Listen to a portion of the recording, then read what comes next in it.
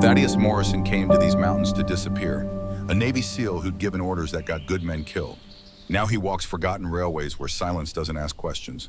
But when Ranger stopped cold and refused to move, Thad faced a choice he'd run from for 3 years. Trust the warning or ignore it like before. What they found buried in those woods would prove some truths won't stay hidden, no matter who wants them gone. The nightmare always started the same way. Desert sand, night vision green, the weight of 40 pounds of gear pressing down on shoulders that had carried it for 15 years. Thaddeus Morrison was 40 then in his prime, leading a six-man team through a compound that intelligence swore was clear. The dog handler's voice crackled through the radio. "Sir, Ranger's alerting. Something's off with the entry point." Thad could see it now, even 3 years later. The Belgian Malinois Ranger's predecessor, same name, different war frozen at the threshold. Ears forward, body rigid. The universal language of a military working dog saying stop, danger, wait. But command was in his ear. Mission clock ticking, intel said clear, the target window closing. "We're behind schedule," Thad had said. "Move out." The explosion turned the world white. When the dust settled, 2 men weren't moving. 3 more were screaming. And Thaddeus Morrison walked out without a scratch, carrying a burden heavier than any rucksack. The court of inquiry used words like negligence and failure to heed tactical warnings. They offered early retirement instead of court-martial. He took it. Some doors, once you walk through them, don't let you back. Thad jerked awake in the cabin, hard-hammering breath coming in short gasps. 43 now, 3 years removed from the uniform, but some distances can't be measured in time. A weight pressed against his chest. Warm, steady, real. Ranger, the German shepherd who'd become his only companion, had his head on Thad's sternum. Those amber eyes held no judgment, just presence. The dog had learned to sense the nightmares before Thad fully woke, anchoring him back to a world that was quieter, but somehow harder to navigate. "I'm good," Thad whispered, though they both knew it was a lie. Ranger didn't move until Thad's breathing evened out. Then, with the efficiency of a soldier on watch rotation, the dog returned to his post by the door, ears twitching, alert even in rest. The cabin was small, 1 room, military cot against the wall, camping stove that worked 3 days out of 5. A single photograph sat face down on the rough wooden table. Thad couldn't look at it, but he couldn't throw it away either. October light filtered through scratched windows, turning the Appalachian morning into shades of gray and gold. Mist clung to the valley below like the mountains were exhaling ghosts. This was West Virginia. Millbrook, technically, though, the town was 5 miles down a road that barely qualified as paved. Population 2,400. The kind of place people left, not the kind they came to, which made it perfect. Thad's morning routine had the precision of long military habit. Coffee instant black. Check the perimeter not for threats, but because routine kept the chaos at bay. Inspect the traps he'd set for rabbits, though he rarely caught anything and wouldn't know what to do with them if he did. Ranger shadowed him never more than 10 feet away. The dog wore his tactical vest even out here, tan fabric faded but functional. Not because Thad expected danger, but because Ranger seemed uncomfortable without it. Some uniforms you wear on the inside. They didn't speak. Thad had learned that Ranger preferred silence to empty words. The dog communicated in glances in the angle of his ears, in the precise placement of his body between Thad and anything he deemed worthy of attention. At 8 o'clock, they climbed into the Ford pickup that had seen better decades and drove the winding road into Millbrook. The town had the worn-out dignity of a place that had been promised a future that never arrived. Main Street stretched 3 blocks. Buildings from the 30s and 40s, some maintained, most just holding on. American flags hung from lampposts faded by sun and snow. Martha's Diner occupied the corner where Main met Route 7. The building leaned slightly, or maybe that was just how everything looked out here, a little crooked, a little tired, but still standing. The bell above the door chimed as Thad entered. 4 heads turned. By tomorrow, they wouldn't bother. Small towns had a way of making strangers invisible once the novelty wore off. "Sit anywhere, honey," called Martha from behind the counter. She was 60-something with hands that had worked hard and eyes that had seen harder. "Coffee, please." Ranger followed Thad to a booth by the window. The dog settled at his feet, nose just visible above the table edge, monitoring the room with professional disinterest. Martha brought coffee and a menu Thad didn't need. "You're the one staying in the old Burke cabin, aren't you?" "Yes, ma'am." "Must get lonely up there." "It's quiet." "Quiet." Martha studied him the way someone who'd raised sons knew to study men who use few words. "Well, quiet's about all we got anymore. That and hope, I suppose." She noticed Ranger then. Now that's a beautiful animal. Shepherd? Yes, ma'am.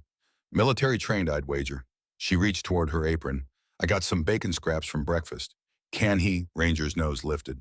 A single sniff. Then with the theatrical precision of a dog delivering a verdict, he turned his head away. Slowly. Deliberately. The universal gesture of polite rejection. Martha straightened, hands still in her apron. Well, I never. He's particular, Thad said, fighting a smile that almost reached his face. Military dog. Humph, my bacon's good enough for the sheriff.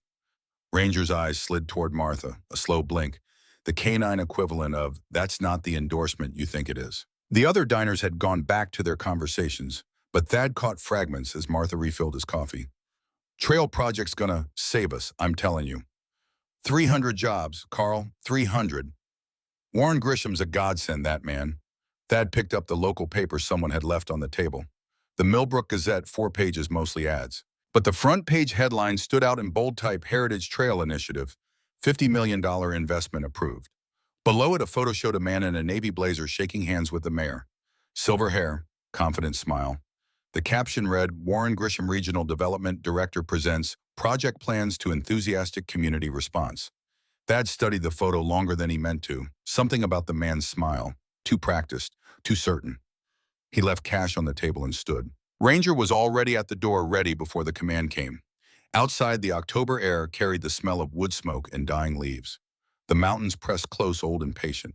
Thad had chosen these woods because they didn't demand anything from him. They just existed. Like him. The daily walk had become ritual. Every morning after the trip to town, Thad drove to the place where the old logging road met the abandoned railway spur. The tracks had been defunct for 40 years, rails rusted, ties rotting back into earth. No one came out here. No one cared. That was the point. Thad parked where the road ended and the forest began. He and Ranger walked the railway line for 3 miles there and back, following the path of least resistance. Not hiking, not exploring, just moving. One foot in front of the other, left, right, breathe. The only way he knew to keep the stillness from becoming paralysis. Ranger led by habit, 10 paces ahead, moving with the controlled purpose of a working dog, even when there was no work to do. His ears rotated like radar dishes, cataloging sounds Thad couldn't hear. Squirrels, wind, the distant complaint of a crow. The forest here was old-growth, hardwood trees that had witnessed the railway's rise and fall with the indifference of things that measure time in centuries. Moss covered the rails in places. Saplings grew between the ties, nature's patient reclamation.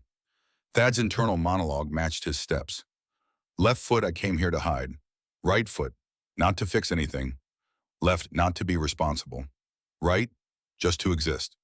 They'd walked this road 60 times in 2 months. Thad knew every landmark. The leaning oak at the quarter-mile mark. The creek crossing at mile 1. The place where the rails curved south and disappeared into thicker forest at mile point 7. This morning they reached that curve, and Ranger stopped. Not a gradual slowdown, not a pause to investigate something. A full stop, planted pause, body solid as stone. Thad kept walking, expecting the dog to follow. Ranger, heel. Nothing. He turned. Ranger stood directly in the center of the tracks, facing forward, body rigid in a way Thad recognized from years of working with military dogs. This wasn't curiosity. This was detection. What is it? Ranger's ears angled forward, nose lifting, to taste the air. His tail, usually carried level with his spine, had lowered slightly. Not fear. Focus. Thad walked back, scanning the forest ahead. Nothing visible through the morning mist, just trees and shadows and the rails disappearing into the curve. Come on, boy. Nothing out here but us. He reached for Ranger's collar to guide him forward. The dog shifted his weight, placing himself directly in Thad's path.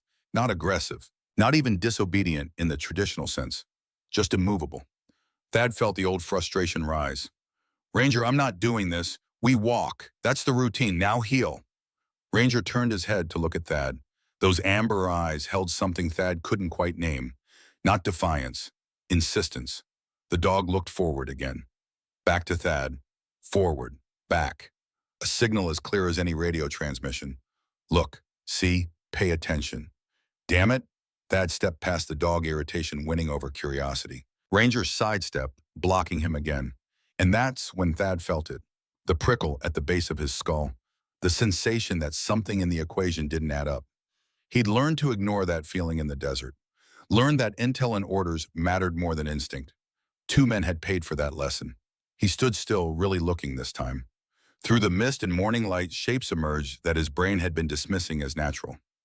Too angular, too regular. Metal where there shouldn't be metal. Thad's pulse kicked up, not with fear, with recognition. He moved forward slowly now. Ranger stayed at his heels, satisfied that the message had been received. The locomotive emerged from the forest like something from a fever dream. Massive. Diesel-powered from the era when these rails still mattered. But wrong. Profoundly, obviously wrong. It sat perpendicular to the tracks as if it had simply materialized there. Rust covered every surface, orange and brown and black, where the metal had surrendered to time. Vines crawled up its sides. Moss grew thick across the roof. But that wasn't what made it wrong. The locomotive was surrounded by trees, not young trees, pines 30-40 feet tall, oaks with trunks 3 feet thick, trees that had been growing for decades. There were no tracks leading to this spot, no cleared path. No way this machine could have reached this location without destroying the forest around it. Yet here it sat. Thad approached slowly, every sense alert. The smell hit him first.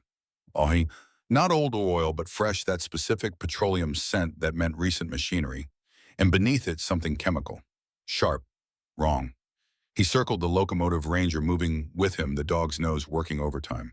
Fresh oil stains darkened the ground beneath the engine. Hydraulic fluid, maybe. Recent enough that rain hadn't washed it away. Behind the locomotive, half hidden by a collapse of dead branches and kudzu, sat a single freight car. Thad's training kicked in automatically. Assess, catalog, identify threat vectors. The freight car's wheels had sunk into the earth, but not evenly.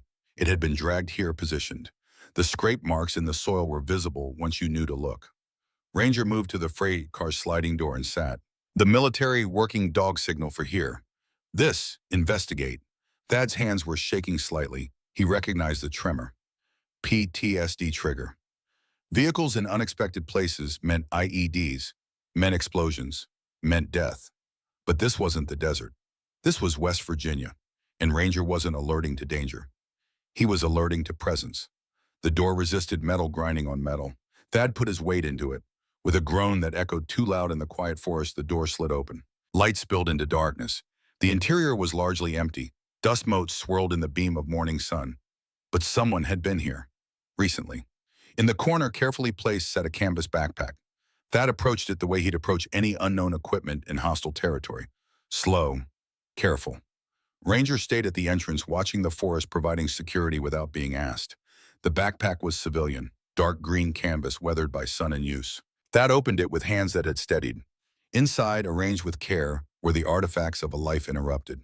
A laminated ID badge, Dr. Catherine Holloway, EPA contractor, number 4728. The photo showed a woman in her late 30s, brown hair pulled back, slight smile, eyes that looked intelligent and determined. A digital voice recorder, small and black, its battery indicator flashing red. Dying but not dead. A field notebook, the kind scientists used, filled with handwritten notes and numbers that meant nothing to Thad but looked methodical and precise. A photograph bent at the corners, Catherine Holloway in a field jacket, kneeling beside a golden retriever, mountains in the background. The dog's tongue lolled out in a grin.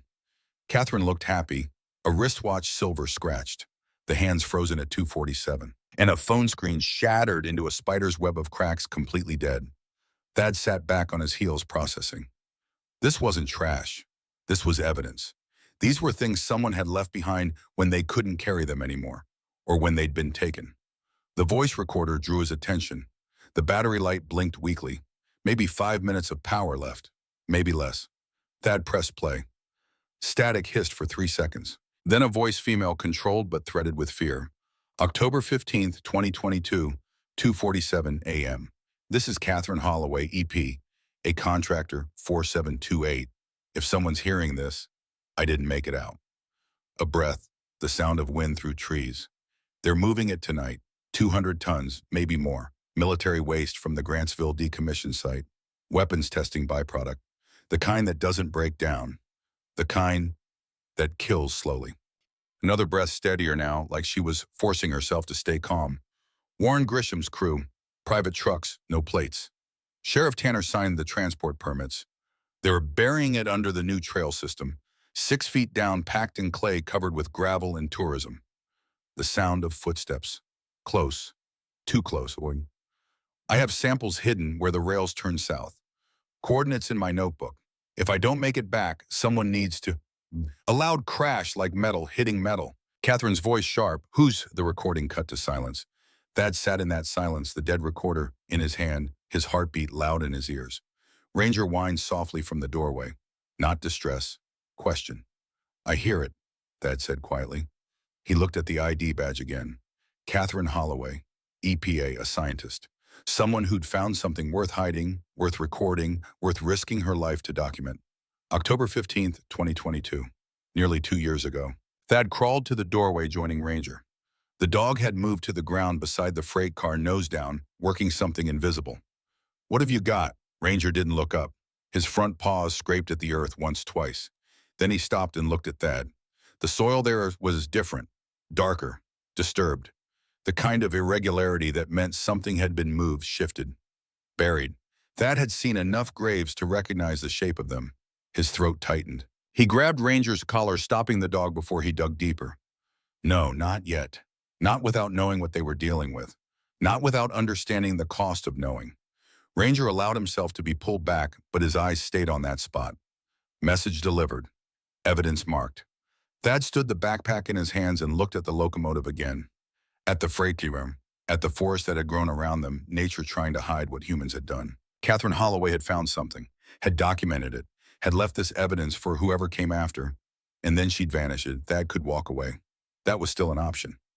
Put the backpack back, leave the door open, let the forest finish its work of forgetting. Go back to his cabin, his routine, his carefully constructed isolation. He'd come here to disappear after all.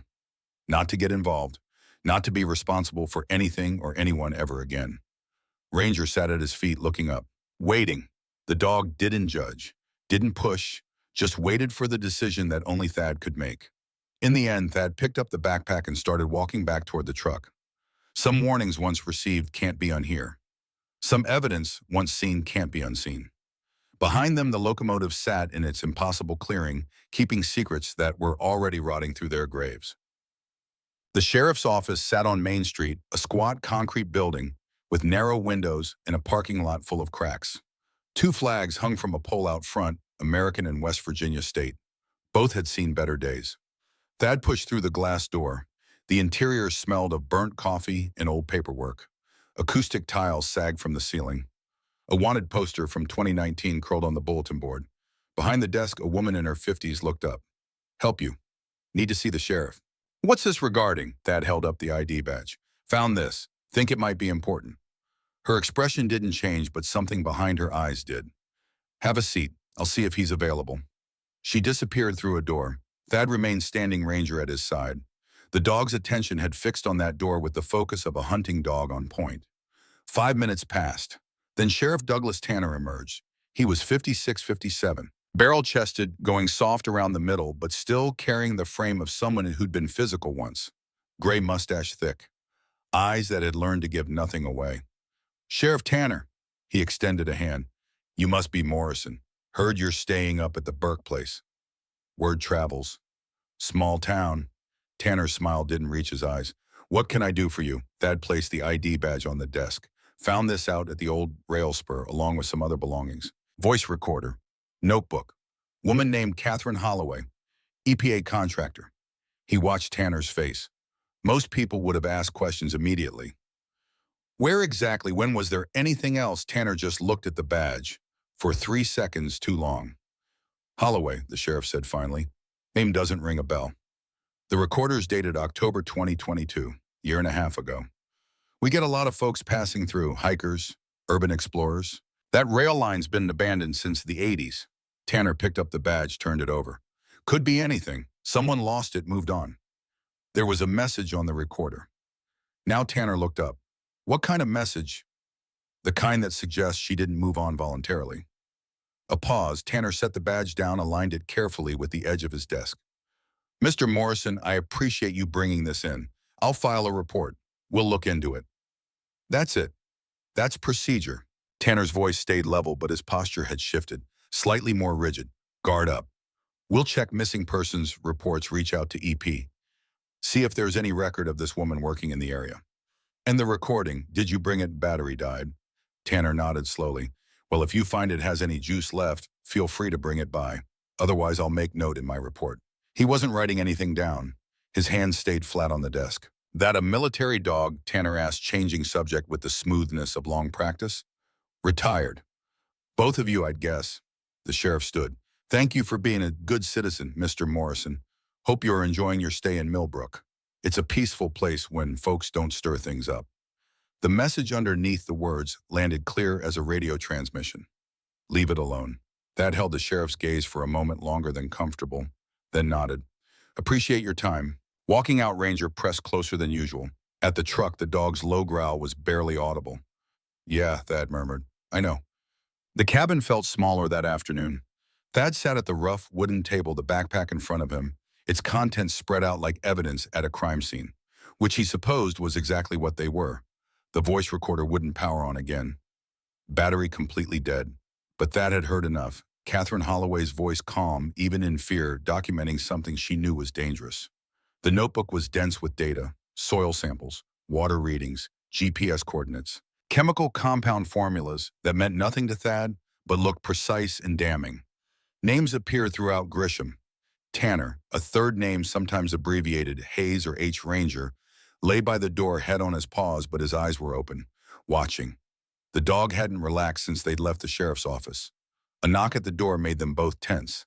Thad's hand went to his belt, an old habit reaching for a sidearm that wasn't there. He'd left that life behind, mostly. Mr. Morrison, a woman's voice. It's Abigail Reeves, Forest Service. Mind if I talk to you a minute? Thad opened the door.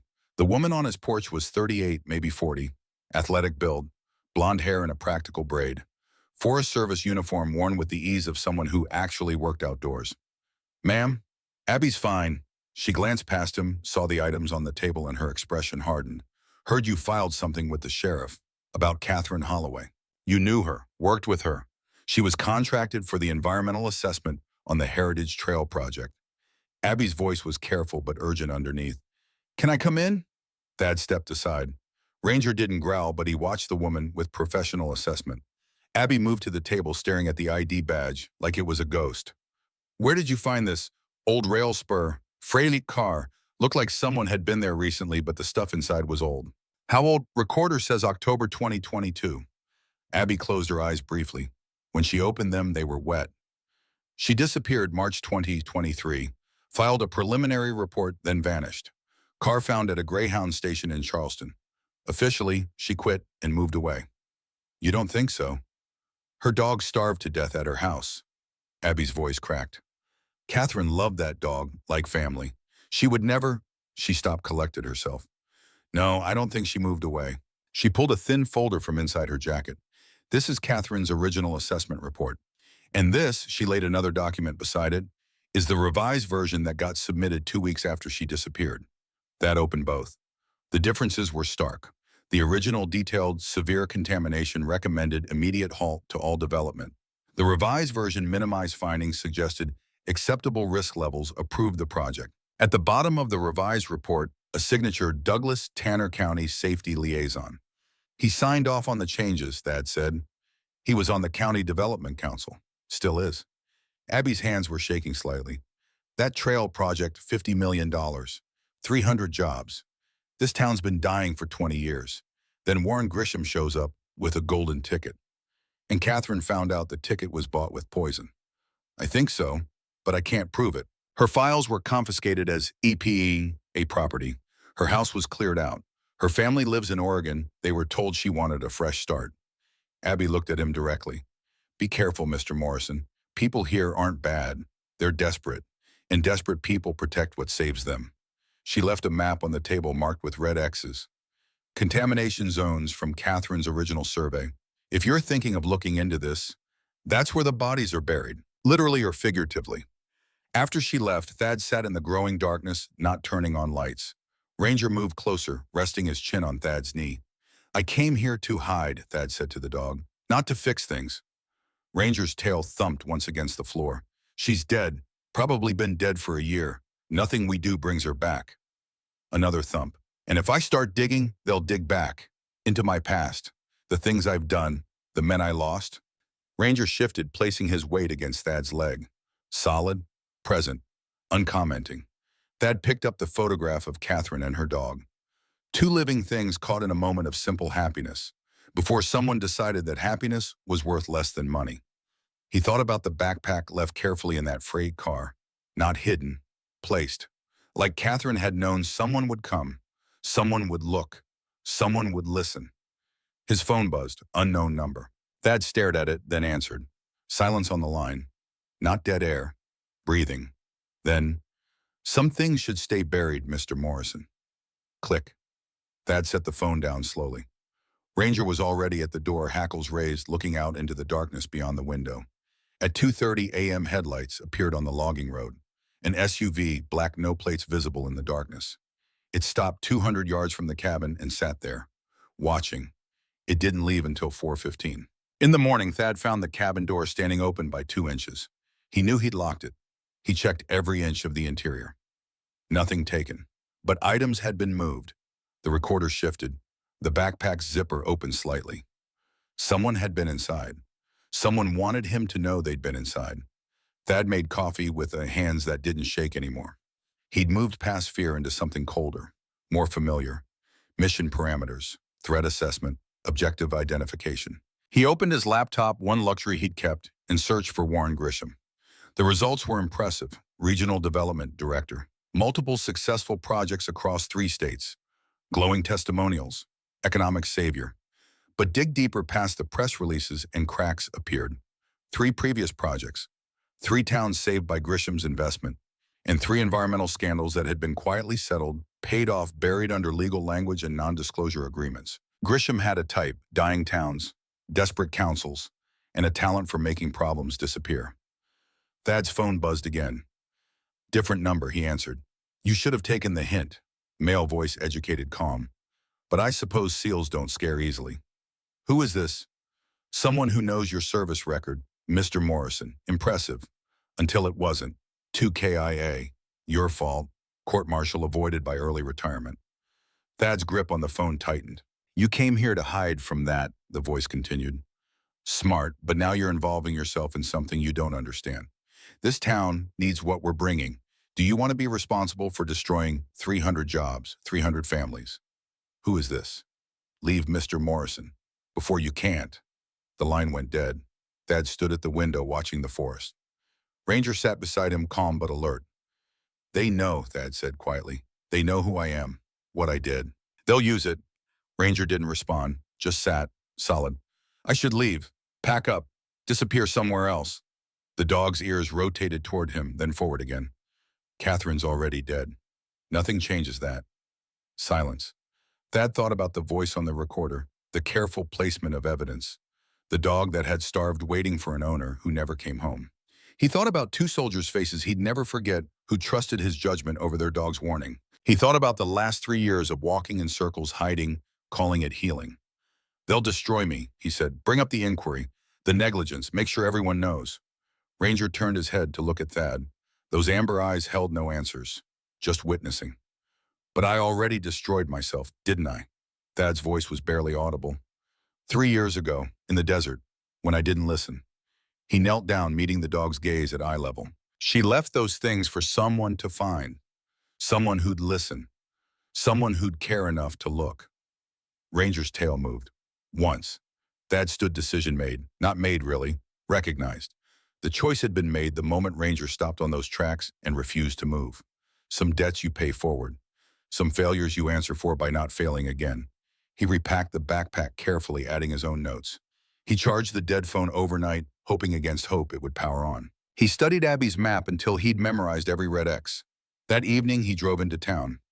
The community meeting was already underway when he arrived. The old town hall, built in 1947, barely held the crowd. Every folding chair filled, people standing along the walls, the air thick with hope and desperation, and the smell of too many bodies in too small a space. At the front of the room, Warren Grisham commanded attention. He was 54, 55, silver hair swept back perfectly. Navy blazer over an open collar shirt, no tie, the calculated casualness of someone who knew his audience. His face had the smooth confidence of a man who'd sold many things to many people and knew he'd sell this too. Not just about trails, Grisham was saying, his voice warm and reasonable. It's about honoring your heritage while building your future. Your grandparents worked these mountains. Your parents watched the jobs leave. Now it's your turn to bring them back. The projector showed images of beautiful trails, smiling hikers, economic projections with arrows pointing upward. $50 million, Grisham continued. 300 bombs, direct and indirect, construction, maintenance, tourism services, a future for your children that doesn't require them to leave. Applause rippled through the room. Thad stood in the back, Ranger at his feet watching. Grisham clicked to the next slide. The Heritage Trail Initiative isn't charity. It's investment in your land, your people, He stopped mid-sentence, eyes landing on something in the crowd. On Ranger. The German Shepherd stood at attention, body rigid, every muscle tight. His hackles, usually flat, had risen slightly along his spine. His nose worked the air, pulling in scent molecules and analyzing them with 40 million years of evolutionary precision. And his focus unwavering, locked onto Warren Grisham. Not the way a dog watches a person. The way a military working dog marks a target. Grisham's smile stayed in place, but his eyes hardened. He descended from the small stage, moving through the crowd with practiced ease, shaking hands, accepting thanks. His path brought him past Thad's position. As Grisham approached, Ranger's body language shifted into something Thad recognized instantly. Not aggression, identification. The stance a dog takes when it's detected exactly what it's been trained to find. Grisham paused, looking down at Ranger. Beautiful animal.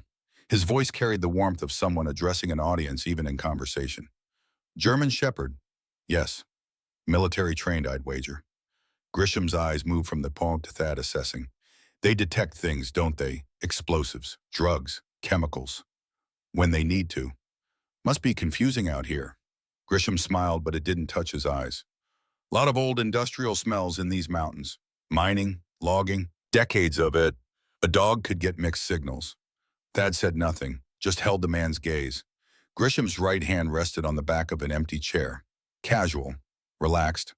But Thad noticed what most wouldn't, a faint discoloration on the cuff of his shirt. Yellowish. The kind of stain that came from handling certain chemicals without proper protection. I hope he doesn't cause any trouble, Grisham said lightly. We're building something important here. He walked away, already greeting the next person, but he pulled out his phone, immediately glancing back at Thad as he made a call. Thad watched him. Ranger remained rigid, tracking Grisham's movement across the room with the focus of a working dog that had found its target. Easy, Thad murmured. Ranger's ears flicked back once acknowledgement, but his gaze didn't waver. They left before the meeting ended. In the truck, Thad sat with his hands on the wheel, not starting the engine. He smells like it, doesn't he? Thad said. Whatever's in those barrels, whatever's buried out there, he's been near it, probably often.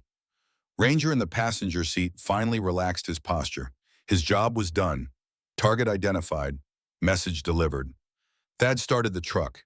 He drove back to the cabin, but he knew something had shifted. He'd been seen. Grisham had seen him, seen Ranger's reaction, understood what it meant.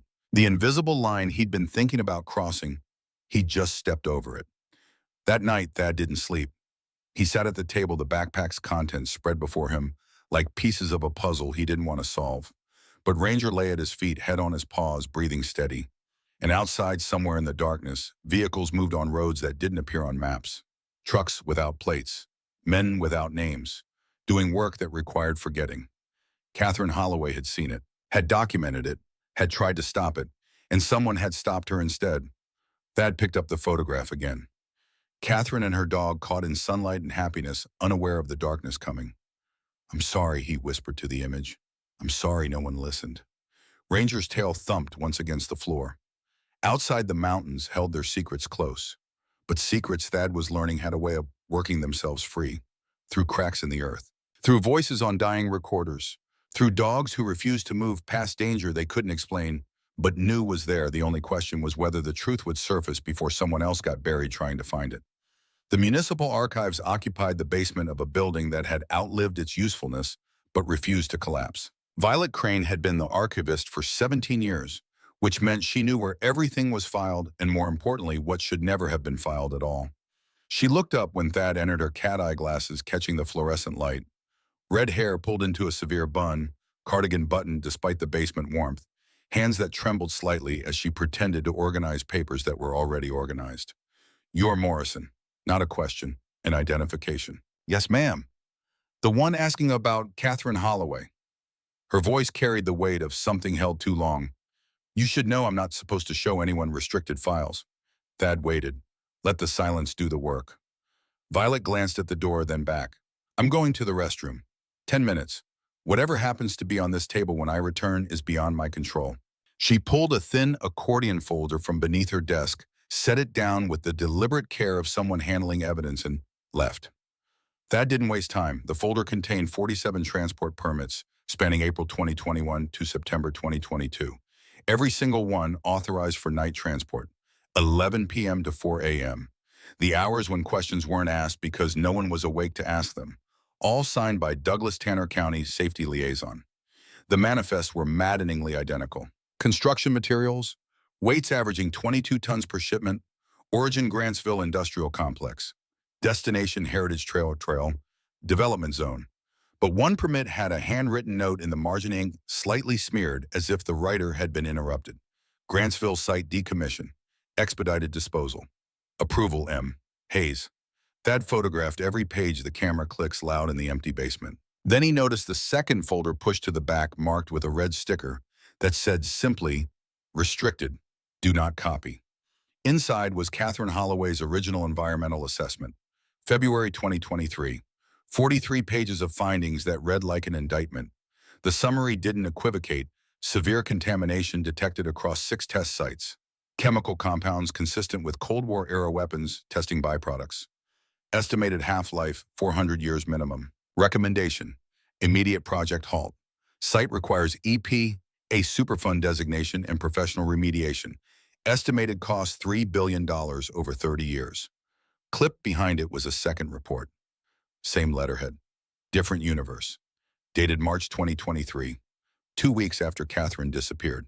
Trace contamination within acceptable EPA guidelines. Standard mitigation protocols recommended. Project approved to proceed with routine environmental monitoring. The signature at the bottom, Douglas Tanner, was too neat, too practiced.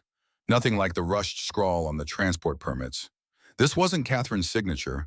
It was someone else's, forged competently enough to pass casual inspection. Violet returned at exactly 10 minutes. She saw the folders closed and nodded once. Then she handed Thad a small manila envelope, its edges soft with age. Catherine left this, April 2023. Said if she didn't come back in 30 days, I should give it to whoever asked the right questions. Her voice cracked. It's been 19 months. You're the first person who's asked. Inside was a USB drive and a handwritten note on torn notebook paper, the edges ragged like it had been ripped from a larger page in haste. The truth is where the rails turn south. Count the cross ties from the locomotive. The number is the combination. Trust the dog more than the badge. Dogs always know. C. H. Thad stared at this note. Catherine had known she was in danger, had prepared for someone to come after, had left breadcrumbs leading to evidence she'd hidden where only someone paying attention would find it. What was Grantsville? He asked. Violet's face went pale. You don't know. I know it's where the shipments originated. She sat down heavily. Cold War chemical weapons facility. Research and development. The kind they classified so deep the classification itself was classified. Decommissioned 1989 when the treaties kicked in. EPA declared it Superfund in 1995. What happened to the cleanup? Started then stalled. Too expensive. $3 billion over 30 years. Congress defunded it in 2018, said private contractors would handle legacy waste more efficiently. Her laugh was bitter.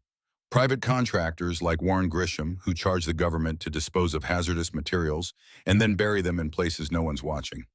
How much waste are we talking about? From Grantsville alone, 200 tons, sulfur mustard derivatives, nerve agent stabilizers, heavy metals, including depleted uranium, the kind of poison that doesn't degrade, it just waits. Thad felt the pieces clicking together like a tactical briefing, assembling itself in real time. So instead of spending billions on proper disposal, someone paid Grisham to make it disappear. In a town desperate enough not to ask questions, with a sheriff on the payroll and a council that saw $50 million in investment as salvation. Violet's hands twisted together. I don't blame them entirely.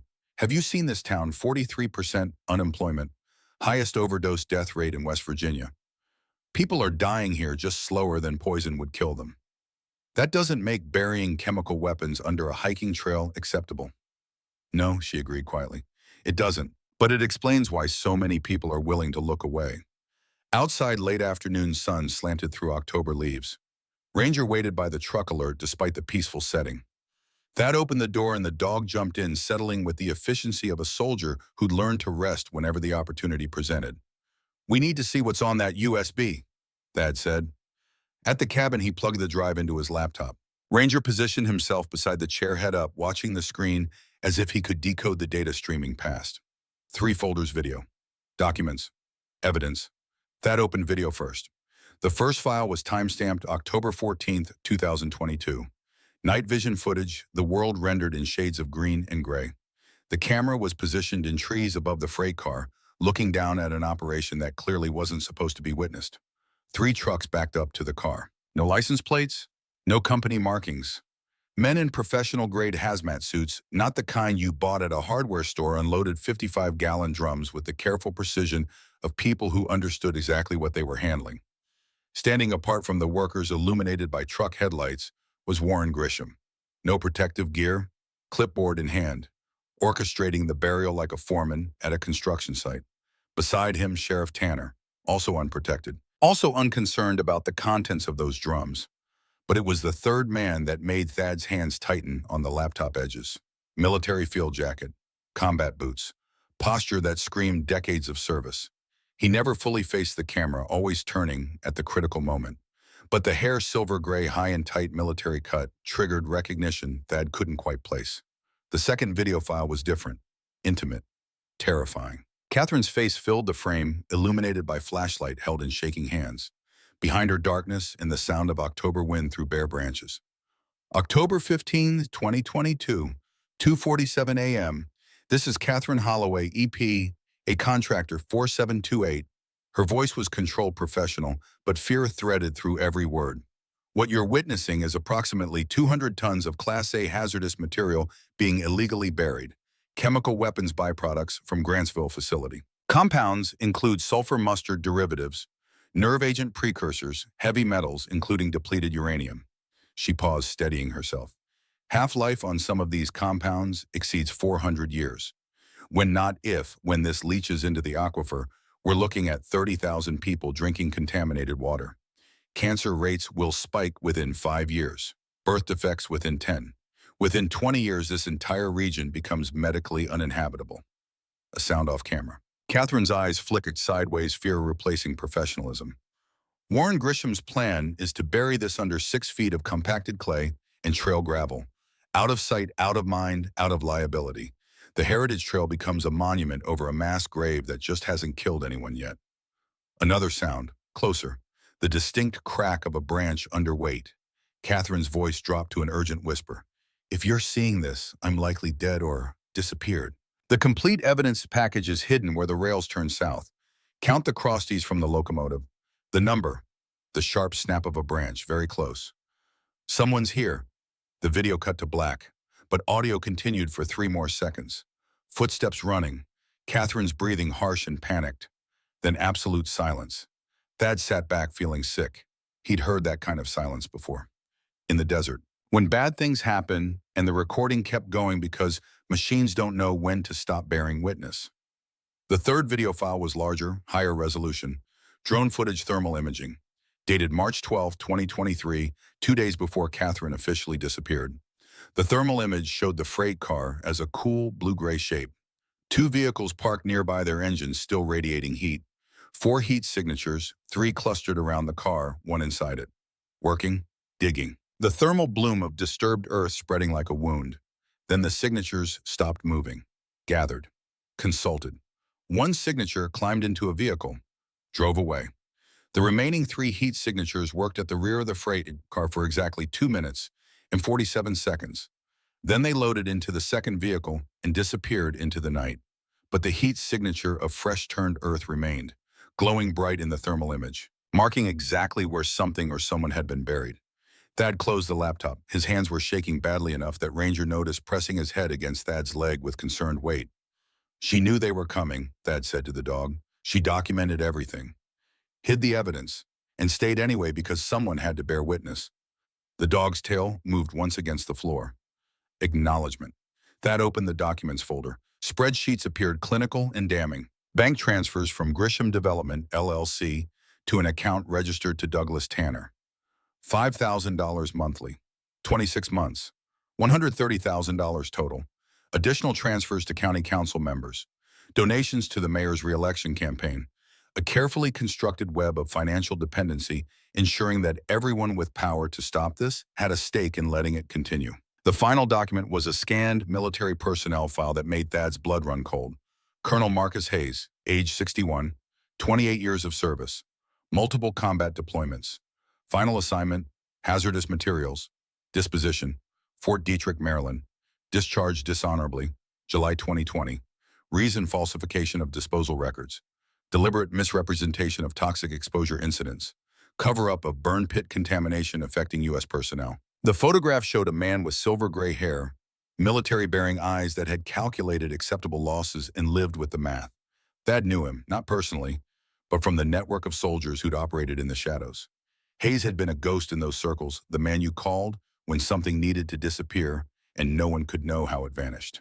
His phone rang, unknown number. Thad stared at it for 3 seconds, then answered. Static hissed. Then a voicemail educated with the calm precision of someone accustomed to difficult conversations. Mr. Morrison, you've been busy. Who is this? Someone familiar with your service record. Impressive career, decorated, respected, until October 2021, when everything changed. Thad's jaw locked tight enough to ache. Their names were Daniel Ortega and Marcus Lee, both mid-20s. Good soldiers, good men. They trusted you. A pause, deliberate. Your K-9 handler reported that the dog alerted to possible explosives at the entry point. You were behind schedule. Under pressure, you made a command decision to proceed. What do you want? The same thing you want, Mr. Morrison. Peace, papers rustled in the background. You came to these mountains to escape what you did, to hide from responsibility and guilt. Understandable, necessary even. We all cope differently with failure. The voice remained reasonable, almost sympathetic. But now you are involving yourself in matters you don't fully comprehend. Millbrook was dying, 43% unemployment, methamphetamine epidemic, families losing homes, young people fleeing. Then Warren Grisham brings $50 million in investment, 300 direct jobs, economic resurrection, built on buried poison, built on practical solutions to impossible problems. The voice stayed maddeningly calm. Those barrels would contaminate Grantsville, forever abandoned and forgotten. Or they can be properly contained, here monitored, managed. The mathematics favor our approach. There's no proper containment for chemical weapons byproducts. There's good enough, and good enough saves this town. A pause. You made similar calculations in the desert, didn't you? Risk versus reward, mission success versus potential casualties. Sometimes leadership requires accepting that perfect solutions don't exist. Thad said nothing. Here's my offer. $50,000, cash. Relocate somewhere quiet. Montana, perhaps. I understand your sister lives there. Your nephew thinks you're a hero. Let him continue believing that. Walk away from Millbrook and let us save this town our way. By poisoning 30,000 people. By saving 300 families immediately versus a theoretical risk decades in the future. Would you sacrifice certain present salvation for possible future problems? Because that's the choice, Mr. Morrison. Not between good and evil, but between bad and worse. Thad's grip on the phone tightened. And if I refuse, then your past becomes public. The voice lost its sympathetic edge. Every news outlet in 3 states learns about the negligence that killed Ortega and Lee. The investigation findings, the court-martial you avoided through quiet retirement. Your family, and yes, we know about Emily and Tyler, learns that their hero uncle is responsible for 2 deaths. The threat hung in the air like smoke. The military forums, the veteran networks, they'll crucify you. You'll become the cautionary tale, the example of failed leadership, and the town still gets its project, Mr. Morrison. The only variable is whether you survive the process intact. Is Catherine Holloway's memory really worth destroying yourself and your family? Yes. The word emerged before Thad fully decided to say it, but once spoken, it settled into truth. A long silence. Then you're making a serious mistake. Probably, but it's mine to make. Think about your nephew, about what this does to the way he sees you. I am thinking about him, Thad said quietly. That's exactly why I'm staying. He ended the call, Ranger remained pressed against his legs, solid and warm and real. The dog's breathing stayed steady, an anchor in a world that had just tilted further toward chaos. The next morning transformed everything. Thad sat in Martha's diner forcing down breakfast he didn't taste when the radio behind the counter crackled to life with the particular urgency that meant something had gone wrong. All units, we have a missing child. 9-year-old male last seen 0700 hours near trail marker 14. Family reports he expressed interest in the old railway area. Repeat missing child possible location restricted zone near Sector 7. The diner went silent. Every conversation stopped. Everyone listening. Then a woman's voice broke through, shaking with the kind of terror only a parent knows. Please, anyone listening, his name is Riley. Riley Tannerson. He's 9 years old, red jacket. He wanted to see where the old trains were. Please, someone has to find him. Sheriff Tanner's voice cut in, professionally controlled. Ma'am, search and rescue is forming now. But that area is restricted for safety reasons. We need to coordinate properly. He's been missing 6 hours. He could be hurt. He could be dying. We're deploying all available units to trail marker 14, staging in 15 minutes. The broadcast shifted to coordination frequencies. Thad was already standing. Ranger was already at the door, body language shifting into operational mode. Martha looked at him. That's near where you found, I know. The restricted zone. They fenced it off because the ground's contaminated. That's the problem. Thad dropped cash on the counter. A 9-year-old doesn't know that. In the truck driving fast on deteriorating roads, Thad felt something he hadn't experienced since before the desert. Not fear, clarity, purpose stripped of complication. Ranger sat upright, every sense engaged. The dog knew. Search and rescue was written into his training, embedded in muscle memory from years of finding people who couldn't signal their location. Trail marker 14 was controlled chaos.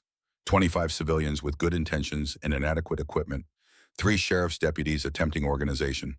And standing apart with phone pressed to his ear, Warren Grisham.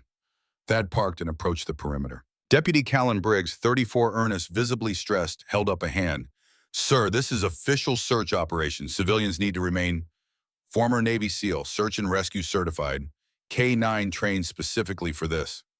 Callan looked at Ranger, really looked, and something shifted in his expression. Sheriff's orders are no unauthorized personnel in the restricted zone. There's a 9-year-old kid out there. I understand, but protocol, deputy. Thad's voice carried the quiet authority of 15 years making life and death calls. Are you going to physically stop me? Callan held his gaze for 3 seconds. His radio squawked, Briggs, what's your 20? The deputy raised the radio thumb on the transmit button. He looked at Thad one more time, at Ranger, whose posture spoke volumes about competence and readiness. Radio's breaking up. Bad reception in the trees. Didn't copy over. He stepped aside. Thad ducked under his barbed wire. Ranger followed, and together they disappeared into the restricted zone where something had gone terribly wrong with the earth itself. The wrongness was immediate and visceral. Trees grew sparse here, their trunks thin and sickly. Undergrowth died in patches where it should thrive. The soil looked gray instead of rich brown, like something essential had been leached away. Ranger's nose dropped to the ground, working in the methodical pattern of a trained tracking dog. He ignored the contamination, or perhaps simply prioritized the living child over environmental hazards. They moved fast, Ranger leading Thad 10 paces behind, scanning for dangers the dog might miss. The terrain grew rougher. Rocks, steep grades, fallen timber decades old. 15 minutes in, Ranger paused at a small creek. The water had an oily sheen, rainbow patterns that meant chemical contamination severe enough to be visible. The dog didn't drink, didn't investigate, just circled upstream and picked up the scent trail on the far bank. 28 minutes in, Thad spotted the first real sign, a child's footprint in soft earth near a fallen log. Fresh, small, leading deeper into terrain that shouldn't be traveled. Ranger's pace increased. The shoe appeared at 32 minutes, blue with yellow laces. Child-sized, lying beside a game trail that wound between boulders into increasingly unstable ground. Ranger didn't stop to examine it. He had the scent now locked on, following with the single-minded focus that made military working dogs irreplaceable. The trail led into a collapsed area where decades-old mining operations had left the ground treacherous. Sinkholes dotted the landscape, some ancient, some disturbingly fresh. Warning signs faded in bent-marked danger zones no one heeded anymore, because no one came here. At the edge of one sinkhole, unconscious and dangerously close to falling, was Riley Tannerson, 9 years old. Red jacket exactly as his mother described. Brown hair, face pale with shock or injury or both. He'd slid to the very edge where ground crumbled into darkness. Ranger approached with excruciating care, testing each step. The earth near the sinkhole was fresh collapse still settling. One wrong move would send everything down. The dog reached the boy, sniffed once to confirm vitals, then gently, so gently, grabbed the jacket collar in his teeth. He pulled. Riley shifted. The ground beneath him cracked ominously. Thad moved fast, distributing his weight, low crawling, to minimize pressure points. He grabbed Ranger's tactical vest with one hand, Riley's arm with the other. On three, he whispered to the dog. Back. Ranger's ears flicked. Ready. 1, 2, 3. They pulled together. Riley slid backward away from the edge. The ground where he'd been lying collapsed, immediately tumbling into the sinkhole with sounds like distant thunder. Thad checked vitals. Pulse weak but present. Breathing shallow. Chemical burns on both hands from touching contaminated soil. But alive. Good work, he said to Ranger. The dog's tail wagged once acknowledgement, then he was back on alert, scanning for the safest exit route through terrain that wanted to kill them. Getting out took 40 minutes of careful navigation. Thad carried Riley. Ranger led them through the safest paths, avoiding hidden sinkholes, steering clear of the most contaminated patches. They emerged from the tree line to find paramedics already moving forward. Deputy Briggs must have called it in the moment he saw them coming. Riley was loaded onto a stretcher, oxygen mask, secured vitals checked. His mother, Sarah Tannerson, 30-something face ravaged by 6 hours of terror, appeared from somewhere crying, reaching for her son's hand. Where was he? Near the old mineshaft complex, grounds unstable. He felt touched, contaminated soil. The burns need immediate treatment. Sarah looked at her son, then at Thad, then at Ranger. They told us that area was safe. The environmental survey said, the surveys lied. She climbed into the ambulance, never releasing Riley's hand. The doors closed. Sirens activated. Gone. One of the paramedics, a woman in her 50s, with kind eyes, approached Ranger with a stethoscope. Let me check him over. Chemical exposure possible. Ranger sat, perfectly still, but his gaze said clearly, I'm fine. The child needed help. I don't. The paramedic stopped, hand halfway extended. Okay, if you're certain. Ranger blinked slowly. Dismissal. She actually smiled. Right. Sorry for doubting you. Sheriff Tanner materialized from the crowd, face red with something between anger and grudging relief. Morrison, you trespassed on a restricted site. That's criminal offense. A kid was dying on your safe, restricted site. You don't understand the contamination risks. You could have. I understand exactly what's out there, Sheriff. Thad's voice stayed quiet but carried. I've read the reports, the real ones, before you edited them and signed off on poison. The crowd had grown to 40-plus people, phones out, recording, the modern panopticon bearing witness. Tanner's expression shifted, calculating. I don't know what you're implying. Sure you don't. A woman's voice called from the crowd. He saved Riley. What were you doing? Tanner turned to address her, fumbling. We were organizing proper search protocols. You can't just... They said that area was safe. Another voicemail, angry. The Development Council said acceptable contamination levels. The surveys indicated, that boy has chemical burns, Sheriff, on his hands, from your acceptable levels. Tanner looked around at faces that were no longer automatically trusting, at phones recording every word, at the foundation of belief beginning to crack. That's when Warren Grisham arrived. He moved through the crowd with the practiced ease of someone who'd diffused many tense situations. Navy blazer despite the October chill, warm smile, hand extended in greeting. Sheriff, thank God the child is safe. Then to Thad, Mr. Morrison, I heard what you did. Extraordinary.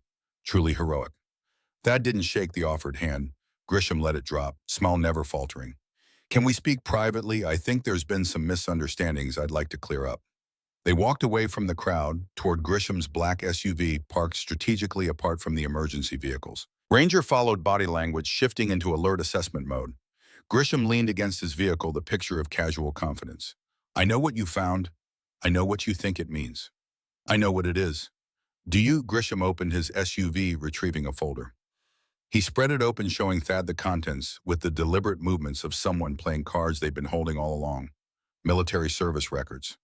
Thad's complete file, the incident report from October 2021. Photos of his team before the explosion. Photos from the memorial service after.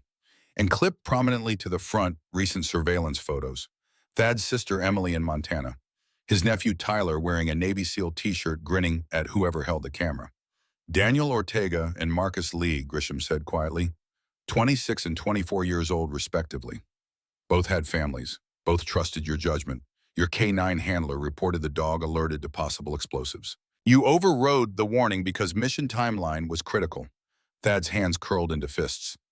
The investigation found negligence, failure to heed tactical warnings. Court-martial was avoided through quiet early retirement because the Navy didn't want the publicity of a decorated SEAL being charged with getting his own men killed. Grisham closed the folder carefully. This town was dying, Mr. Morrison. 43% unemployment, median income 22,000. People losing homes they'd owned for generations. Kids graduating high school with no future except leaving or meth. Then I bring 50 million in investment, 300 WEMs, a reason to stay. Built on buried chemical weapons. Built on practical solutions to impossible problems. Grisham's voice stayed maddeningly reasonable. Those barrels would sit in Grantsville indefinitely contaminating groundwater there while the government pretends the problem doesn't exist. Or they can be properly managed here in controlled conditions monitored long-term. The math favors our approach. That's not math. It's murder with a longer timeline. It's triage. Grisham pulled out an envelope thick enough to contain serious money. $50,000. Cash. Move to Montana. Be close to your sister. Your nephew thinks you're a hero. Let him keep believing that. Start over somewhere quiet. Thad stared at the envelope without taking it. And if I refuse, then everyone learns about Ortega and Lee.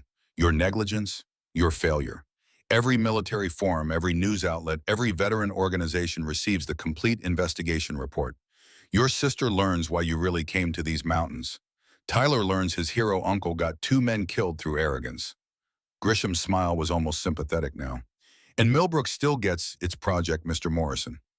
The town still survives. The only difference is whether you're destroyed in the process. Is Catherine Holloway's memory worth that price? Thad looked at the envelope, at Grisham's confident face, at the crowd in the distance, still talking, still recording. He thought about Ortega and Lee, about 3 years of running, about hiding in mountains that didn't ask questions because he couldn't face answers. He thought about Riley's mother's face, about Catherine's voice on that recording, about 30,000 people drinking water that would kill them slowly enough no one would make the connection. Yes, Thad said. Grisham's smile faded. You're making a serious mistake. Probably, but it's my mistake to make. Think about your nephew. I am. Thad turned to walk back toward his truck. That's exactly why I'm staying. Ranger fell into step beside him, close enough their shadows merged. Behind them, Grisham made a phone call. Thad didn't need to hear the words to understand what was being set in motion. The war had officially begun, and this time Thad wasn't ignoring the warnings. That evening, the cabin felt different, smaller, more temporary, like it had always been meant as a way station rather than a destination. Thad spread everything across the table. Catherine's USB drive, the transport permits, the 2 environmental reports showing exactly how truth got edited into lies. He began copying everything. USB contents to cloud storage. Documents photographed and backed up to 3 separate locations. Physical printouts sealed in waterproof bags. If they came for him when they came, the evidence would survive. Ranger lay by the door, head on pause but eyes open, watching. The dog hadn't fully relaxed since the confrontation with Grisham. At 8 p.m., Thad's phone rang. His sister, Emily. Thad, what the hell is happening? His stomach dropped. What do you mean? I just got a call. Some reporter asking about your service record, about a mission in 2021, about 2 soldiers who died under your command. Her voice shook. Is it true? Yes. Silence stretched across 1,500 miles of fiber optic cable. Why didn't you tell me? Because I came out here to forget, to hide, to stop being the man who got people killed. Thad's voice was raw. But I can't hide anymore. There's something happening in this town. Something that's going to hurt a lot of people if someone doesn't stop it. Thad, I know what it'll cost. I know they're going to make sure everyone knows about Ortega and Lee. I know Tyler's going to find out his uncle isn't the hero he thought. He paused. But if I walk away now, I'm still that man. The one who ignores warnings because it's easier. The one who lets people die because standing up is too hard. Emily was crying. He could hear it in her breathing. Tyler asked about you today. Wants to know when Uncle Thad is visiting. He tells everyone at school about his Navy SEAL uncle. I know. If this comes out when it comes out, it'll destroy him. Maybe, or maybe it'll teach him that heroes aren't perfect. They're just people who choose to stay when running is easier. Thad looked at Ranger, who was watching him steadily. I'm sorry, Em, for all of it, for not telling you before, for what's coming, but I can't run anymore. They talked for another 20 minutes. Emily asked questions. Thad answered honestly. She cried. He stayed silent through it. Finally, she said, be careful, and Thad, despite everything, I'm proud of you. After she hung up, Thad sat in darkness for a long time. At midnight, he made his decision. He couldn't run, couldn't let fear of exposure override what was right, couldn't abandon Catherine's evidence or the 30,000 people who didn't know they were in danger. He stood, walked to the door, opened it. Ranger, come. The dog rose immediately, stretched, trotted to Thad's side. We're staying, Thad said to the night, to the mountains, to himself. Whatever it costs, we're staying. Ranger's tail wagged twice, message received. Thad loaded the truck, not to leave, but to be ready. Then he drove through darkness toward the place marked on Catherine's map, where the rails turned south and crosties could be counted. Time to find where truth was buried. And this time, when the warnings came, he would listen. Part 3. The Reckoning. The old railway looked different at 3 in the morning. Not peaceful, watchful, like the forest itself was holding its breath, waiting to see what happened next. Thad parked the truck a quarter-mile back, where the logging road curved away from the tracks. No headlights, no engine noise to carry through the October darkness. Just the sound of boots on earth and Ranger's controlled breathing beside him. They'd brought company. Abby Reeves waited near the locomotive, her Forest Service jacket traded for dark civilian clothes.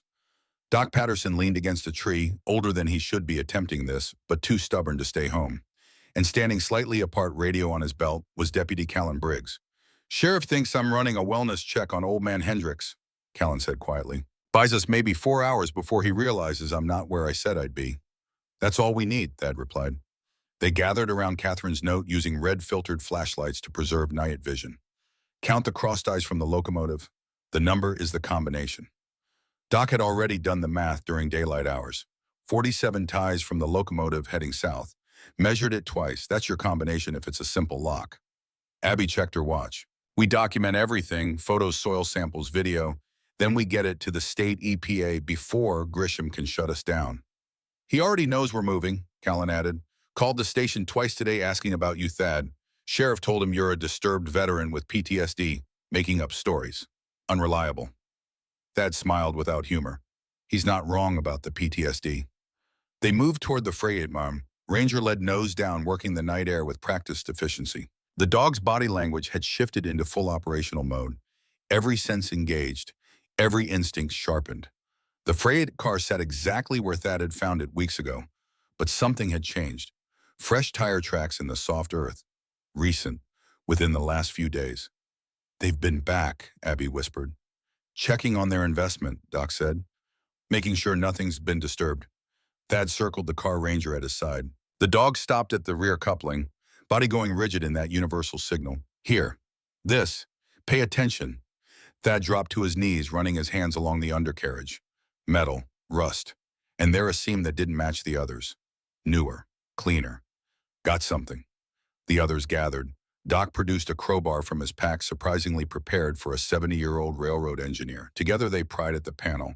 It came free with a groan of metal. Behind it, recessed into the freight car's frame, was a steel compartment welded into place. And on the compartment, a combination lock. Mechanical. Old school. 4 digits. Thad's fingers hovered over the dial. 47. He turned the dial. 4, 7, 4, 7. The lock clicked open. Inside the compartment, wrapped in waterproof cases, was Catherine Holloway's insurance policy. 3 hard drives labeled in her careful handwriting, video evidence 2021 to 2022. Transport logs, financial records, sealed vials of soil and water samples, each tagged with GPS coordinates and dates. A leather-bound logbook, every page filled with observations, measurements, witness accounts, and photographs, dozens of them. Grisham directing the burial operation, Tanner standing guard, and the third man, the one who'd avoided the camera in the videos, finally caught in clear profile. Colonel Marcus Hayes, Thad's former chain of command, the ghost who made problems disappear. At the bottom of the compartment, one final item, an envelope addressed simply to whoever finds us. Thad opened it with hands that had steadied over the last few weeks. Inside, Catherine's handwriting, rushed but legible. If you're reading this, I'm likely dead. I knew the risk. I stayed anyway because 30,000 people drink from this aquifer, and someone has to care more about them than about money. The evidence here is complete. Videos document samples. Everything needed to stop this and make them pay. But it's not enough to just find it. You have to be willing to see it through. To stand up when they try to bury you like they buried me. Trust the dog more than the badge. Dogs always know. Don't make my mistake. Don't go alone. Catherine Holloway. March 14th, 2023. Abby was crying silently, reading over Thad's shoulder. Doc had removed his railroad cap, holding it against his chest like at a funeral. She knew, Abby whispered. She knew they were coming, and she still stayed to hide this. Because someone had to. Thad carefully repacked everything into Abby's field bag. Now we finish what she started. They were loading the last of the evidence when Ranger's ears snapped forward. The dog's body went from alert to combat ready in an instant. Low growl, eyes fixed on the darkness beyond the tree line. Lights, Callan hissed, through the forest flashlight beams. Multiple, moving fast, and the distant sound of engines. They knew, Abby said. Someone told them. Doesn't matter. Thad handed her the evidence bag. You and Doc get to your truck, drive to Charleston, state EPA office. Don't stop for anything. What about you? Ranger and I will keep them busy. Thad, go now. Abby and Doc disappeared into the trees, moving quickly for civilians. Callan stayed hand on his service weapon. You should go too, Thad said. You've got a career, a life. Had a career. Callan's jaw was set. The moment I let you through that fence to save Riley, I made my choice. Besides, somebody needs to witness this officially. The lights were closer now, 3 vehicles at least, voices calling out, coordinating. Thad looked at Ranger. The dog met his gaze, calm despite the approaching threat. Ready? Thad asked. Ranger's tail moved once. Born ready. They didn't run. They moved tactically, using the terrain, drawing the search away from Abby and Doc's escape route. Ranger led, finding the paths that made the least noise, the angles that kept them invisible longest, and behind them men with flashlights and radios spread out through the forest. Professional, organized, not local deputies. Private security. Morrison, a voice called out. Not Tanner, someone else. We know you're here. Make this easy. No one needs to get hurt. Thad and Callan kept moving. Ranger found a creek bed, led them along it, the sound of water covering their footsteps. They made it half a mile before the sky lit up orange. Lightning, followed by thunder that shook the ground. Then again, closer. The storm that had been threatening all evening finally broke. Rain came down in sheets, turning the forest floor to mud in minutes. Storm's too early, Doc had said at dinner. October storms don't roll in like this. But here it was, wind-bending trees. Rain so thick, visibility dropped to 10 feet, and lightning striking with the frequency of an artillery barrage. Somewhere behind them, a tree exploded. Not from wind, from a lightning strike so violent it split the trunk, igniting the resin-heavy heartwood instantly. Fire bloomed in the darkness. Bright, hungry, spreading. Wildfire, Callan shouted over the wind. Rain's not stopping at too much dry fuel. The radio on Callan's belt crackled. Emergency services, all units. Wildfire Sector 7, mandatory evacuation. Thad looked back. The fire was spreading fast, jumping from tree to tree, racing through underbrush that had been tinder dry before the rain. Smoke rolled through the forest, thick and choking. They ran, not toward the truck, toward town, toward people. The fire was between them and their vehicle now. Ranger led nose useless in the smoke, navigating by memory and instinct, through trees, over rocks, around sinkholes that opened up in the darkness like hungry mouths. And then Ranger stopped, not cautious. Complete stop, body rigid. Thad nearly ran into him. We don't have time, Ranger barked, loud, insistent. The first time Thad had heard him bark in 3 years except for training. The dog turned left, the path they'd been following, and plunged into thicker forest. He's going the wrong way, Callan yelled. But Thad had learned in the desert, learned at the freight car, learned every day for 3 years. Follow him. They crashed through brush branches, whipping their faces. The smoke was thicker here. The fire closer. Heat pressed against them like a physical thing. Ranger led them to a structure, half collapsed and forgotten. Concrete walls, rusted metal roof, windows barred from the inside. Old mining operations office. Condemned. Off the maps. The kind of place that stopped existing the moment the company went bankrupt. Ranger didn't stop at the door. He went through it, disappeared into the darkness inside. Thad followed. His flashlight beam cut through smoke and dust. The interior was one large room, stripped of anything valuable, except in the corner, huddled, barely conscious. A woman. Thad's brain couldn't process it for 3 full seconds. Then recognition slammed into him with the force of physical impact. Catherine Holloway, alive, emaciated, legs splinted badly with boards and duct tape, dehydrated, face gaunt, but breathing. Her eyes opened when the flashlight hit her. Confused, frightened, then focusing. "You found it." Her voice was barely a whisper, cracked, raw. Thad dropped to his knees beside her. "The vault, yes, we found everything." "Good." She tried to sit up, gasped in pain. He said when the project finished, he'd let me go. I knew what that meant." "Who, Hayes?" She nodded. "Moved me 3 times. This was, I don't know, lost track. Months." Callan was at the door. "Thad, fire's coming. We've got maybe 2 minutes." The building's roof was already smoking. Heat building. The forest around them burning. Thad assessed quickly. Catherine couldn't walk. The leg was badly infected, compound fracture. She'd lost significant weight. Dehydration had left her weak. "How long have you been here?" "Since, April, May." He brings water, food, just enough. She coughed, smoke inhalation adding to her distress. "You have to go. Leave me. The evidence is what matters." "Evidence is already gone. State EPA has it by now." Catherine's face crumbled, relief and grief together. Then it wasn't for nothing. Not for nothing. Thad stripped off his jacket, wrapped it around her. "And you're coming with us." "I can't walk. You can't carry me and outrun. Watch me." He lifted her in a fireman's carry, ignoring her gasp of pain. She weighed maybe 90 pounds. A ghost of the woman in the photographs. Callan led the way out. Ranger took point, finding the path through smoke so thick they were navigating blind. The forest was an inferno now. Trees torching, embers raining down, heat so intense it hurt to breathe. They made it 50 yards before the roof beam fell. It happened in the kind of the slow motion that adrenaline creates. Thad saw it falling, saw where it would land, directly in their path. He started to dodge, but with Catherine's weight, he was too slow. Ranger saw it too, and made his choice. The dog hit Thad from the side, not attacking, shoving, with every ounce of his 70 pounds. Thad stumbled sideways. Catherine cried out. They fell.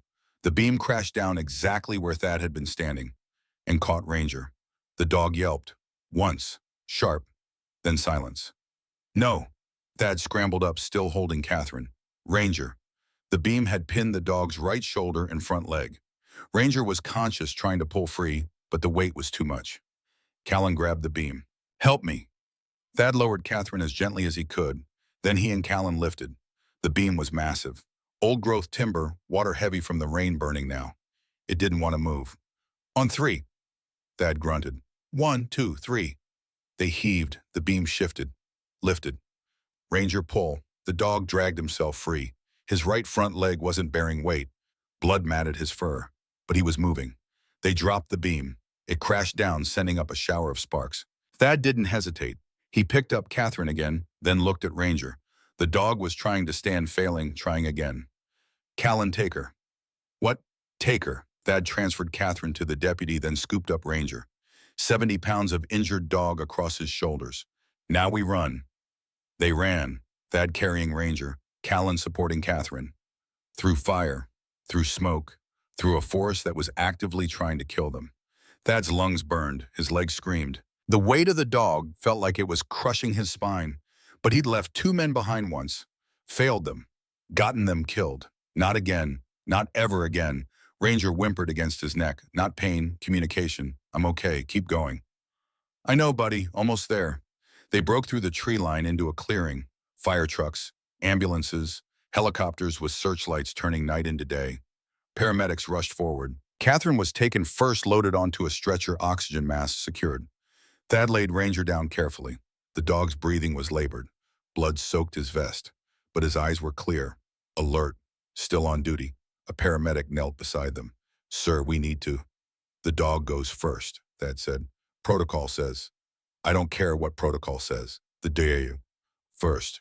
The paramedic looked at Ranger, then at Thad's face, and made a decision. "Okay, we've got a vet on standby. Let's move." They loaded Ranger onto a stretcher designed for humans. The dog lay still, trusting even in pain. As they carried him toward the medical tent, his eyes found Thad. Message received. Mission accomplished. See you on the other side. Thad collapsed. Not from injury, from the weight of everything releasing at once. 3 years of running, 3 years of guilt, 3 years of carrying dead men on his shoulders, and in one night, maybe just maybe setting some of it down. Callan sat beside him, both of them covered in soot and blood and smoke, both of them breathing like they'd run a marathon, which they had. That was insane, Callan said. Yeah, the dog saved your life. He does that. They sat in silence, watching the fire burn itself out against the natural breaks in the forest, watching dawn creep over the mountains, turning smoke into gold. Sheriff Tanner appeared, radio in hand, face unreadable. He looked at Thad, at Callan, at the stretchers being loaded into ambulances. Catherine Holloway, Tanner said quietly. She's alive. Yeah. Federal agents are already en route. State EPA called them 2 hours ago. Evidence of illegal toxic waste disposal, conspiracy, multiple counts. Good. Tanner was quiet for a long moment. I want you to know, I didn't know she was alive. I thought, he stopped. That doesn't matter. I still took the money, still signed the permits, still looked away. Yeah, you did. I'm turning myself in, cooperating, for what it's worth. It's worth something, Callan said. Not enough, but something. Tanner handed Callan his badge and service weapon. Then he walked toward the state police vehicles. Shoulders slumped. A man who'd made his choices and would live with them. 2 weeks passed before Thad was allowed to see Ranger.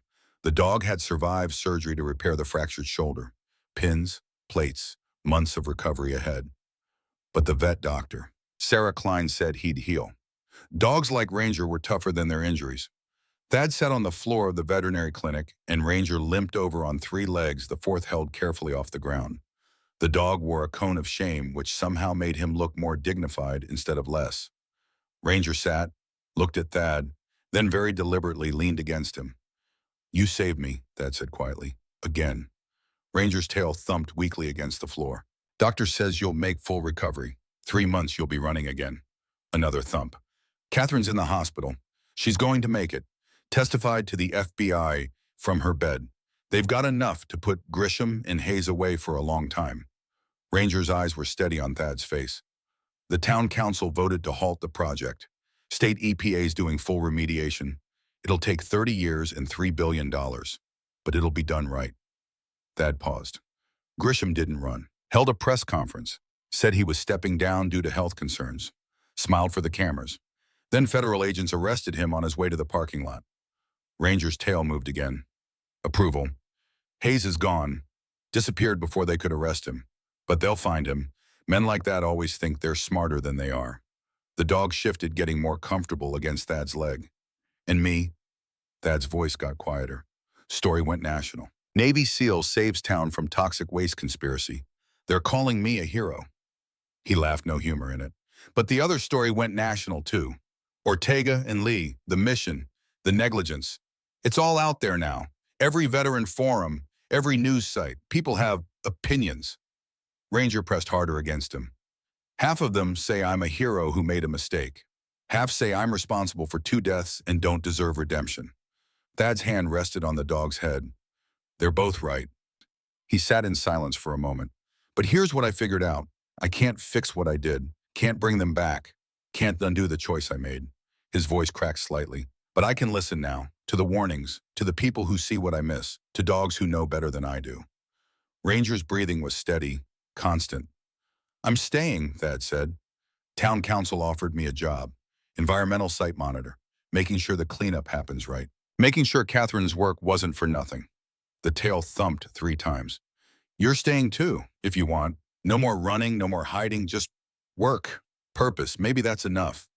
Ranger pulled back slightly, looked Thad directly in the eyes, then licked his face once. Message received. We're good. 3 months later, Thad stood at the old railway line. It looked different in January snow. Clean, peaceful, honest. They'd placed a marker where the locomotive still sat. Historical landmark now. Preserved as a reminder of what had almost happened. The plaque read Catherine Holloway Memorial Trail, in honor of truth over silence. Ranger stood beside him, weight on all 4 legs now healed except for a slight limp when it rained. The cone of shame was long gone. The dog looked like himself again. Alert, ready, present. Catherine Holloway, recovered and resilient, had visited last week, reunited with her sister. Planning to return to work once she finished physical therapy, she'd hugged Ranger for 5 straight minutes, both of them understanding something that didn't need words. Thad's phone buzzed. His sister. Video call. He answered. Emily's face appeared, and behind her, Tyler, his nephew. Uncle Thad! Tyler's voice was excited. 12 years old and still thought his uncle hung the moon despite everything that had come out. Hey, kiddo. Mom says you saved a whole town. And a scientist lady, and Ranger got hurt, but he's okay now. Ranger did most of the saving, Thad said, angling the phone so Tyler could see the dog. Tyler waved. Ranger's tail wagged. Are you still coming to visit? Tyler asked. For my birthday. Thad glanced at Emily. She nodded, smiling. Yeah, Thad said. Yeah, I'll be there. Awesome. I told all my friends. My uncle's a real Navy SEAL who fights bad guys and saves people. Tyler, it's more complicated than... Emily started. But Tyler was already talking about his birthday party plans, words tumbling over each other with the enthusiasm of someone who hadn't learned yet that heroes were just people who made choices, some good, some terrible, all permanent. After they hung up, Thad sat on one of the rails. Ranger lay beside him, head on Thad's boot. He still thinks I'm a hero, Thad said to the dog, even knowing what I did, what I cost those men. Ranger didn't respond, just breathed, steady, present. Ortega's widow sent me a letter, Thad continued.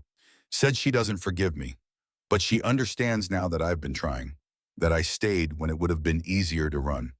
She said that counts for something. The mountains were quiet, patient, the kind of quiet that didn't demand anything. I don't know if I'll ever forgive myself, Thad said. But maybe that's not the point. Maybe the point is to keep going, keep listening, keep choosing to stay when running is easier.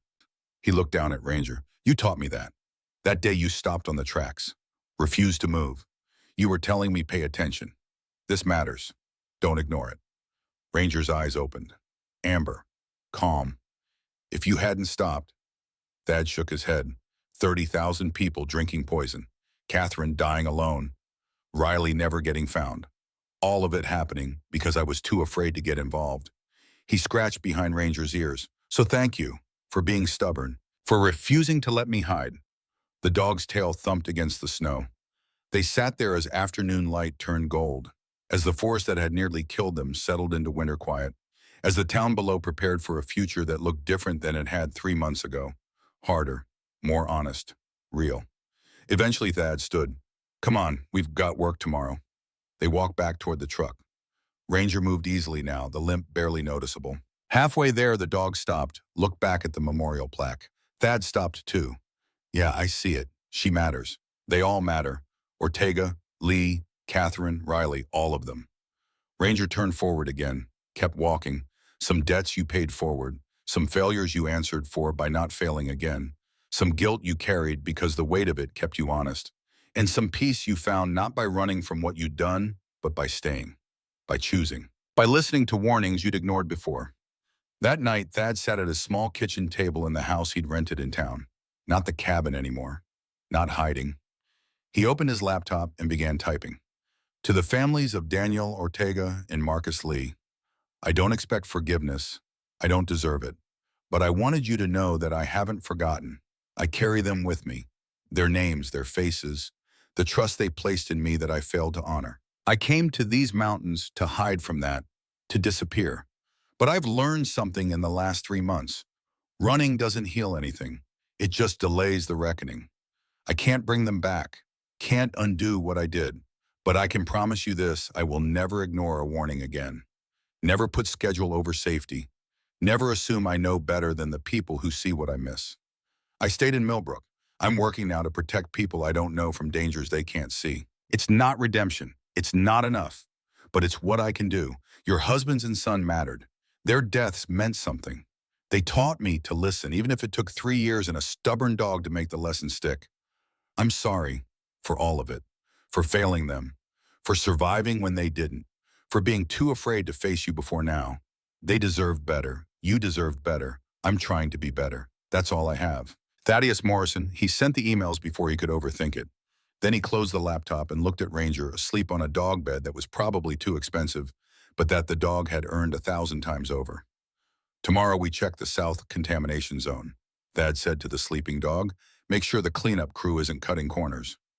Ranger's ear twitched. Acknowledged. Then Thursday meeting with Catherine and the EPA, progress report. Another twitch. Friday Doc wants to show us something on the old rail line. Says there's another freight car he never mentioned. Thought it was empty, but now he's not sure. Ranger opened one eye, looked at Thad, then closed it again. Message clear, one crisis at a time. Thad smiled, actually smiled. Yeah, one crisis at a time. He stood, turned off the lights, headed toward the bedroom. At the door, he looked back. Ranger had lifted his head, watching. Thanks, buddy, Thad said quietly, for not giving up on me. The dog's tail moved once, twice. Then he settled back into sleep. In the morning, they'd work. They'd patrol. They'd make sure promises made to the dead and the living were kept. But tonight, in a small house in a small town, a man and a bong who'd both learned the hard way about the cost of not listening found something that might not be peace but was close enough. Truth didn't always set you free. Sometimes it just made you responsible. But responsibility, Thad was learning, could be its own kind of freedom. The mountains held their secrets, but some secrets had been brought into light. Some lies had been buried for good. Some warnings had finally been heard. And in the morning when Ranger stopped on a trail or stiffened at a scent or refused to move past something invisible, Thad would stop too, would listen, would pay attention. Because that's what you did when you'd been given a second chance you didn't deserve but were determined to earn. You listened, you stayed. You chose truth over comfort and responsibility over hiding. And you trusted the dog. Always. The end of running, the beginning of staying, the long work of redemption that might never be complete but was worth attempting anyway. Some miracles didn't come with thunder. They came with a dog who refused to move until you saw what he saw. With a scientist who left evidence, even knowing it would cost her everything. With a deputy who chose right over easy. With a town that decided truth mattered more than money. With a man who learned that the opposite of failure wasn't perfection. It was trying again, doing better, listening this time. The forest remembered, the mountains remembered, the rails remembered every train that had passed, every secret they'd carried, every truth they'd tried to bury. And now on a cold January morning with snow covering the scars and spring still months away, the remembering continued. Not as condemnation, as witness, as testimony that some things once started have to be finished. Some warnings once given have to be heeded. Some truths once spoken refuse to be silenced. Thad Morrison had come to these mountains to disappear. Instead, he'd found something harder and better. Purpose. Connection. A reason to stay that mattered more than the reasons to run. And beside him, limping slightly but steady, was a dog who'd always known the way forward, even when the path led through fire.